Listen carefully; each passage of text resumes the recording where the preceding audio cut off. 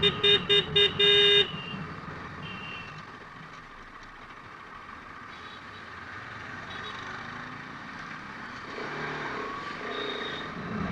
ಜನಗಳಪ್ಪ, traffic ಆಗ್ತೈತೆ, road cross ಮಾಡೋದು ಬಿಟ್ಟು ಕರೆಕ್ಟಾಗಿ ಮೊಬೈಲಲ್ಲಿ ಮಾತಾಡ್ಕೊಂಡಿದ್ದಾರೆ. ಯೂಸ್ ಮಾಡಲಿ ಮೊಬೈಲ್ನ, ಅಟ್ಲೀಸ್ಟ್ ಗಾಡಿ ಸೈಡ್ಗೆ ಹಾಕ್ಬಿಟ್ಟು ಆ ಟೈಮಲ್ಲಿ ಮಾಡ್ಕೊಬೇಕು. ರೋಡ್ ಕ್ರಾಸ್ ಮಾಡೋ ಟೈಮಲ್ಲಿ ಮೊಬೈಲಲ್ಲಿ ಹಿಡ್ಕೊಂಡು ಮಾತಾಡಿಕೊಂಡು ಟ್ರಾಫಿಕ್ ಜಾಮ್ ಮಾಡ್ಕೊಂಡು ನಿಂತವ್ರೆ. ರೆಸ್ಪಾನ್ಸಿಬಿಲಿಟಿ ಅನ್ನೋದೇ ಇಲ್ಲ ಗುರು ಜನಗಳಿಗೆ. ಅವರಿಂದ ಪಬ್ಲಿಕ್ಕಿಗೆ ಪ್ರಾಬ್ಲಮ್ ಆಗ್ತಿದೆ ಅಂದರೆ ಆಗಲಿ, ಏನು 30 ಸೆಕೆಂಡ್ ಅಲ್ವಾ ಕಾಯ್ತಾರೆ ಜನ, ಕಾಯ್ದೆ ಇನ್ನೇನು ಮಾಡ್ತಾರೆ ಅನ್ನೋ ಥರ ಬಿಹೇವ್ ಮಾಡ್ತಾರೆ. ಅಲ್ಲ, ಎಷ್ಟು ದಿಮಾಕು ನೋಡಿ ಅವ್ರಿಗೆ.